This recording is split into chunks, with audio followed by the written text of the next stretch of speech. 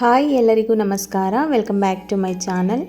ನಾನಿವತ್ತಿನ ವಿಡಿಯೋದಲ್ಲಿ ಒಂದು summer special ಅಂತಲೇ ಹೇಳ್ಬೋದು, ರಾಗಿ ಅಂಬ್ಲಿ. ಈ ಬಿಸಿಲಿನಲ್ಲಿ ರಾಗಿ ಅಂಬ್ಲಿನ ಮಾಡ್ಕೊಂಡು ಕುಡಿತಾ ಇದ್ದರೆ ದೇಹಕ್ಕೆ ತಂಪು ಮತ್ತು ಆರೋಗ್ಯಕ್ಕೂ ತುಂಬ ಒಳ್ಳೆಯದು. ಬನ್ನಿ ಹಾಗಿದ್ರೆ ರಾಗಿ ಅಂಬ್ಲಿನ ಹೇಗೆ ಮಾಡೋದು ನೋಡೋಣ. ನಾನಿಲ್ಲಿ 3 ಟೇಬಲ್ ಸ್ಪೂನ್ ಆಗುವಷ್ಟು ರಾಗಿ ಹಿಟ್ಟನ್ನು ತೊಗೊಂಡಿದ್ದೀನಿ. ಅದನ್ನು ಒಂದು ಪಾತ್ರೆಯಲ್ಲಿ ಹಾಕ್ಕೊಂಡು ಅದಕ್ಕೆ ನೀರು ಸೇರಿಸ್ಕೊತಾ ಇದ್ದೀನಿ. 3 ಟೇಬಲ್ ಸ್ಪೂನ್ ರಾಗಿ ಹಿಟ್ಟಿಗೆ 3 ಕಪ್ ನೀರನ್ನು ಹಾಕ್ಕೊಂಡಿದ್ದೀನಿ. ನೀವು ತಗೊಂಡಿರೋ ರಾಗಿ ಹಿಟ್ಟಿಗೆ ನೀರು ಹೆಚ್ಚು ಕಡಿಮೆ ಆಗಿದೆ ಅಂತ ಅನಿಸಿದ್ರೆ ಏನು ತಲೆ ಕೆಡಿಸ್ಕೊಳ್ಳೋ ಹಾಗಿಲ್ಲ. ಕೊನೆಯಲ್ಲಿ ಮಜ್ಜಿಗೆನ ಮಿಕ್ಸ್ ಮಾಡ್ಕೊಳ್ಳೋವಾಗ ಸರಿ ಮಾಡ್ಕೊಬೋದು. ಗಟ್ಟಿಯಾಗಿತ್ತು ಅಂದರೆ ಮಜ್ಜಿಗೆನ ಮಾಡಿ ಮಿಕ್ಸ್ ಮಾಡ್ಕೊಳ್ಬೋದು. ತೆಳು ಆಗಿತ್ತು ಅಂತ ಅಂದರೆ ಮೊಸರನ್ನೇ ಹಾಕಿ ಮಿಕ್ಸ್ ಮಾಡಿಕೊಂಡ್ರೆ ಕರೆಕ್ಟ್ ಕನ್ಸಿಸ್ಟೆನ್ಸಿನಲ್ಲಿ ಬರುತ್ತೆ. ನೀರು ಹಾಕ್ಕೊಂಡು ಚೆನ್ನಾಗಿ ಮಿಕ್ಸ್ ಮಾಡ್ಕೋಬೇಕು. ಒಂದು ಗಂಟಿಲ್ದಾಗೆ ಮಿಕ್ಸ್ ಮಾಡಿಟ್ಕೋಬೇಕು. ನೀವು ಈ ರೀತಿ ಮಿಕ್ಸ್ ಮಾಡ್ಕೊಂಡಿಲ್ಲ ಅಂದರೆ ನೀರನ್ನು ಕಾಯಿಸ್ಬಿಟ್ಟು ಒಂದು ಬೌಲ್ನಲ್ಲಿ ರಾಗಿ ಹಿಟ್ಟಿಗೆ ನೀರನ್ನ ಮಿಕ್ಸ್ ಮಾಡಿ ನೀರು ಕಾದಾದ ನಂತರ ಬೇಕಿದ್ದರೆ ಸೇರಿಸ್ಕೋಬಹುದು. ನಾನಿಲ್ಲಿ ಒಂದೇ ಸಲ ರಾಗಿ ಹಿಟ್ಟು ಮತ್ತು ನೀರು ಮಿಕ್ಸ್ ಮಾಡಿಕೊಂಡು ಕುದಿಯೋಕೆ ಇಟ್ಕೊಂಡಿದ್ದೀನಿ. ಕುದಿಯೋಕೆ ಇಟ್ಕೊಂಡು ಕೈ ಬಿಡ್ದಲ್ಲೇ ಮಿಕ್ಸ್ ಮಾಡ್ಕೋತಾ ಇರಬೇಕು. ಗಂಟಾಗೋ ಚಾನ್ಸಸ್ ಇರುತ್ತೆ. ಅದು ಕುದಿ ಬರೋ ತನಕ ಹಾಗೆ ಮಿಕ್ಸ್ ಮಾಡ್ಕೋತಾ ಇರಿ.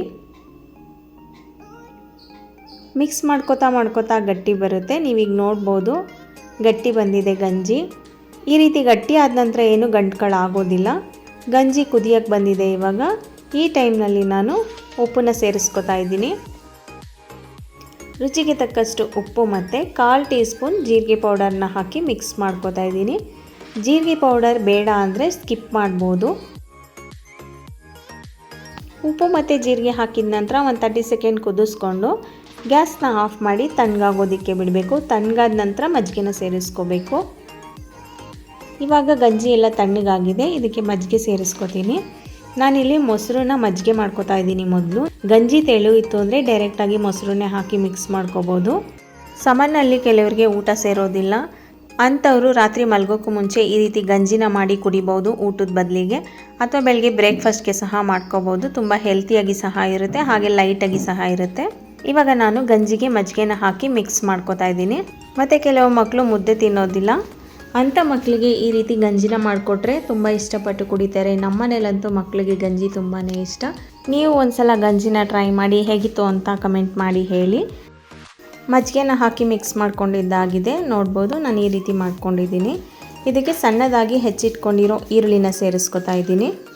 ಸಣ್ಣದಾಗಿ ಕಟ್ ಮಾಡಿ ಇಟ್ಕೊಂಡಿರೋ ಕೊತ್ತಂಬರಿ ಸೊಪ್ಪು, ಹಾಗೆ 1 ಸ್ಪೂನ್ ಫ್ಲ್ಯಾಕ್ಸ್ ಸೀಡ್ಸ್ ಪೌಡರ್ನ ಹಾಕೋತಾ ಇದ್ದೀನಿ. ಫ್ಲ್ಯಾಕ್ಸ್ ಸೀಡ್ಸ್ ಪೌಡರ್ ಬೇಕು ಅಂದರೆ ಹಾಕ್ಕೊಳ್ಳಿ, ಏಕೆಂದರೆ ಇದು ತುಂಬಾ ಹೀಟ್ ಇರುತ್ತೆ. ಬೇಡ ಅಂದರೆ ಸ್ಕಿಪ್ ಮಾಡ್ಬೋದು. ಡಯೆಟ್ಗೆ ಏನಾದರೂ ಗಂಜಿನ ಮಾಡ್ಕೋತಾ ಇದ್ದೀವಿ ಅಂದರೆ ಈ ಪೌಡರ್ನ ಹಾಕ್ಕೊಂಡು ಕುಡಿಯೋದ್ರಿಂದ ಬೇಗನೆ ಸಣ್ಣ ಆಗ್ತೀರಾ ಮತ್ತು ಹೆಲ್ತಿಗೂ ಸಹ ತುಂಬ ಒಳ್ಳೆಯದು. ಇವಾಗ ರಾಗಿ ಅಂಬ್ಲಿ ರೆಡಿಯಾಗಿದೆ. ಇದನ್ನು ಮಕ್ಕಳಿಂದ ಹಿಡಿದು ದೊಡ್ಡವ್ರ ತನಕ ಯಾರು ಬೇಕಿದ್ರೂ ಸಹ ಕುಡಿಬೋದು.